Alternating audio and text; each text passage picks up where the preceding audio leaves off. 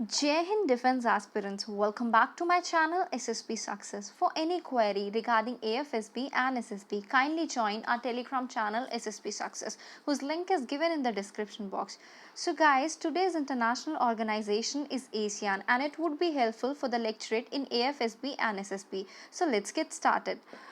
Introduction की बात करते हैं। जो Association of South east nation है वो एक रीजनल ऑर्गेनाइजेशन है जो इस्टेब्लिश की गई थी पॉलिटिकल एंड सोशल स्टेबिलिटी को प्रमोट करने के लिए, और जो टेंशंस राइज हो रही थी एशिया के पैसिफिक कंट्रीज़ के बीच में पोस्ट कॉलोनियल स्टेट के बाद, उनको कम करने के लिए जो Association of South East Asian Nation है वो कंप्राइज करती है Indonesia, Singapore, Philippines, Malaysia, Brunei, Thailand, Cambodia, Laos, Myanmar and Vietnam.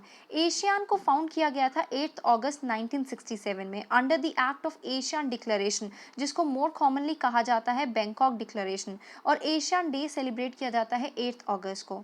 जो एशियन का सेक्रेटरीट है वो लोकेटेड है जकार्ता में, जो कि इंडोनेशिया में है, और एशियन जो है वो क्रिएट की गई थी 1967 में, और उससे पहले ये ऑर्गेनाइजेशन जो है कहलाई जाती थी association of South east Asia. ये जो ग्रुप है पहले कंसिस्ट करता था Thailand, federation of Malaysia and Philippines. जो फाउंडिंग मेंबर्स हैं जिन्होंने एशियन डिक्लेरेशन को साइन किया था वो सिर्फ 5 थे, Indonesia, Singapore, Thailand, Malaysia and Philippines. जो मोटो है एशियन का वो है one vision, one identity, one community, और प्रेजेंट सेक्रेटरी जनरल है एशियन के Lim Jock Hoi Brunei. ASEAN as an entity rank करती है 7 largest economy in the world, USA, China, Japan, Germany, France and UK के बाद। आप इसमें देख सकते हो कौन कौन सी कंट्रीज एशियन के अंडर आती हैं।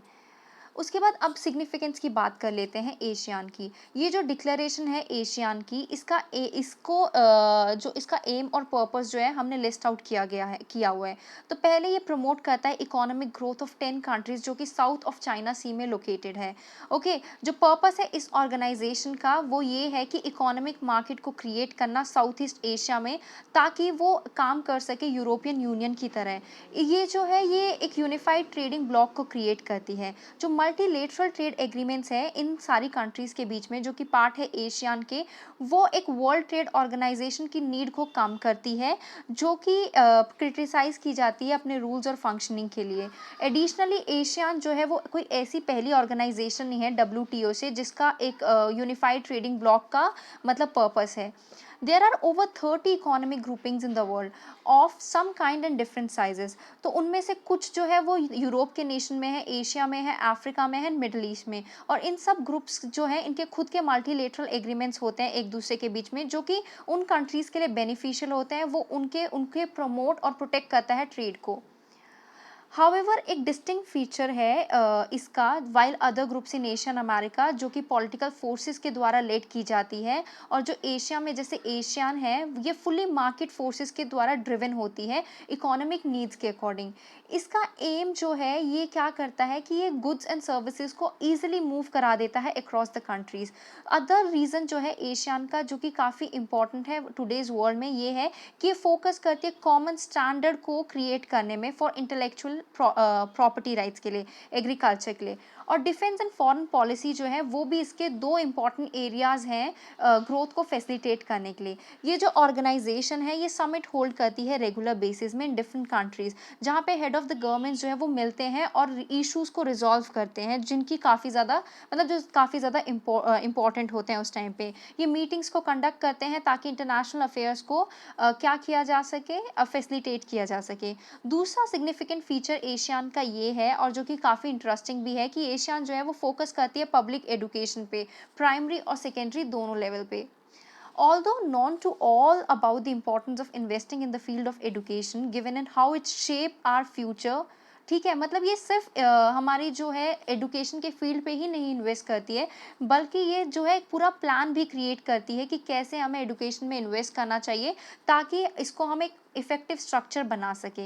यूजुअली एडुकेशन जो है वो प्राइवेट सेक्टर के पास छोड़ दी जाती है, जबकि एशियन का ये एम है कि जो ज़्यादा से ज़्यादा प्राइवेट प्लेयर्स हैं वो इन्वॉल्व हो इकोनॉमिक ग्रोथ में और इन्वेस्टमेंट में, और एडुकेशन सेक्टर के लिए इसका एक एम है कि एक यूनिफॉर्म ब्लूप्रिंट को क्रिएट करे, ठीक है। और इसको डिस्क्राइब किया जा सकता है one of the efforts towards integrating human resource development. जब 14th एशियन समिट हुआ था तो जो ग्रुप है उन्होंने एपीएससी का ब्लूप्रिंट को अडॉप्ट किया गया था। ये डॉक्यूमेंट मेनली एम करता है कैसे रोबोस्ट पॉलिटिकल एनवायरनमेंट को क्रिएट किया जाएगा with the Asian community itself. ये जो प्रोग्राम्स और एक्टिविटीज़ हैं ये इस्टेब्लिश किए गए हैं ताकि हमें एक आउटलाइन मिल सके कपल ऑफ ईयर्स में। इनफैक्ट ये आउटलाइन प्रपोज भी की गई थी 2016 में। ये जो ब्लूप्रिंट है वो लार्जली बेस्ड है एशियन के चार्टर पे as well as security community plan of action पे, और इसके कुछ पार्ट्स को अडॉप्ट भी किया गया है वियतनाम एक्शन प्रोग्राम से भी।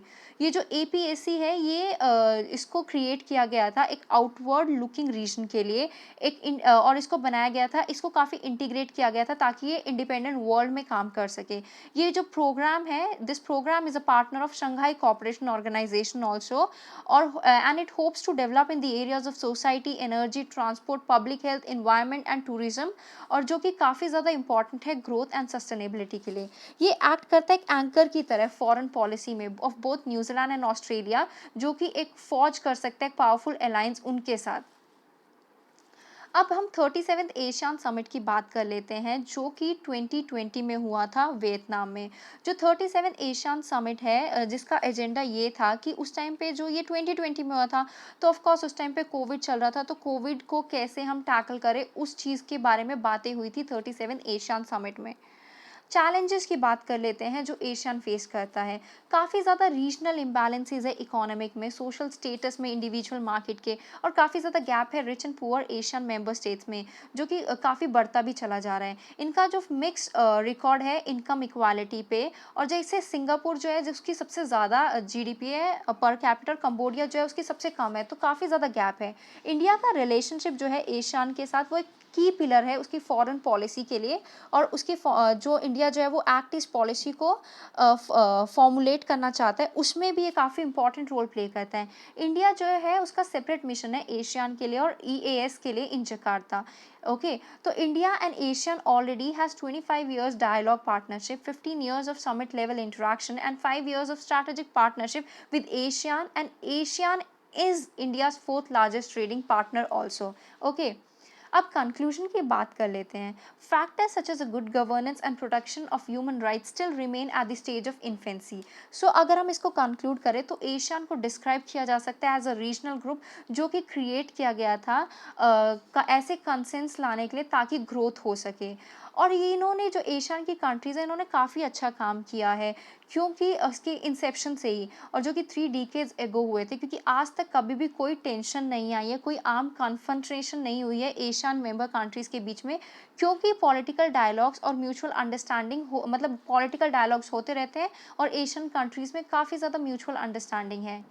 So guys, that was all about it. Do like, share and subscribe our channel SSP Success. Thank you guys. Bye bye. Take care.